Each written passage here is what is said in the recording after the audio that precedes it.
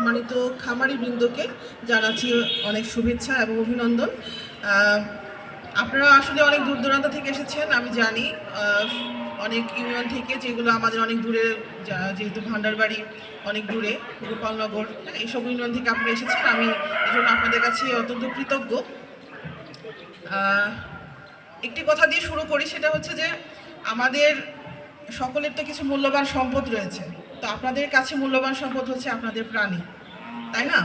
যেহেতু আপনাদের প্রাণী নিয়ে আপনারা, এই জন্য আমি খুশি যে আপনাদের সবচেয়ে মূল্যবান সম্পদটিকে নিয়ে আপনারা আমাদের এই মেলায় অংশগ্রহণ করেছেন।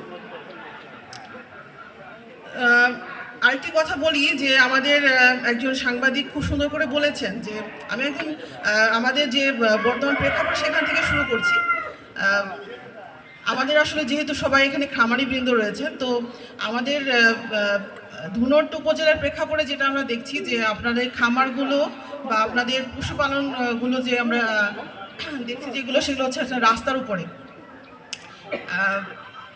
রাস্তার উপরে বলতে যে আপনাদের বাড়ির পাশে যে জায়গাটি রয়েছে, খোলা জায়গা, সেখানে আপনারা আপনাদের পশুপালনটুকু করছেন। তো সেখানে সাংবাদিকবৃন্দ বলেই ফেলেছেন যে আসলে এখানে কিন্তু আমাদের চুরি প্রবণতা, এটা কিন্তু খুবই প্রকট, এবং আমরা দুটোটির প্রেক্ষাপটে দেখে থাকি যে এটা শীতকালে খুব বেশি হয়।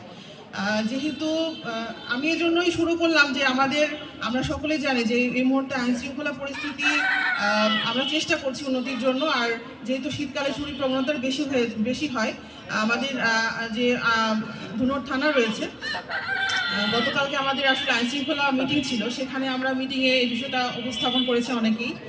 সেখানে তারা আসলে খোলাখুলিভাবে বলেছে যে আপনাদের যেহেতু খোলা জায়গায় আপনারা পশুপালন করছেন, সেহেতু আপনাদের যে মূল্যবান সম্পদ, যে সম্পদটা নিয়ে আপনারা আজকে হাজির হয়েছেন, সেই সম্পদটা কিন্তু চুরি হয়ে যাওয়ার আশঙ্কা রয়েছে।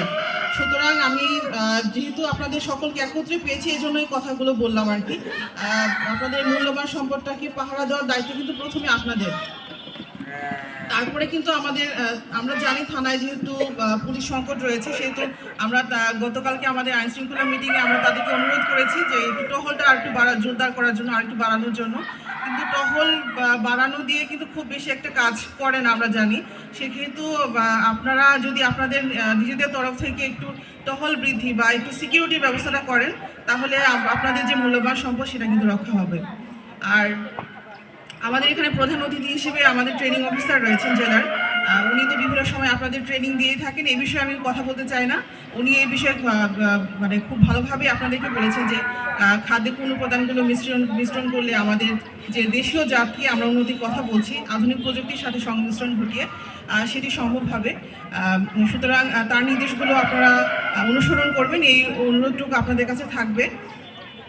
আর শেষ করতে চাই একটি কথা দিয়ে, আপনাদেরকে সম্মানিত করার উদ্দেশ্যেই কিন্তু সরকার এই প্রোগ্রামটা প্রতি বছর আয়োজন করে থাকে, আপনারা সেটা জানেন, এবং আপনারা খুব সুন্দরভাবে এটাতে অংশগ্রহণ করে থাকেন।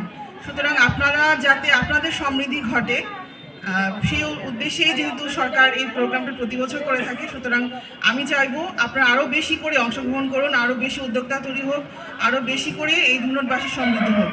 তো ধন্যবাদ সকলকে এই প্রোগ্রামে অংশগ্রহণ করার জন্য। এই বলে আমি আমার আজকের এই প্রোগ্রামের এখানে সমাপ্তি ঘোষণা করছি। তবে এই প্রোগ্রামটা যেহেতু স্বাধীনব্যাপী, আপনারা সকলেই অংশগ্রহণ করবেন, আরও বেশি করে আপনাদের যে বিষয়গুলো রয়েছে, যে আপনাদের যে প্রাণীগুলো রয়েছে, আরও বেশি করে নিয়ে অংশগ্রহণ করুন, যাতে সকলে জানে যে আপনাদের এই সম্পদগুলো রয়েছে।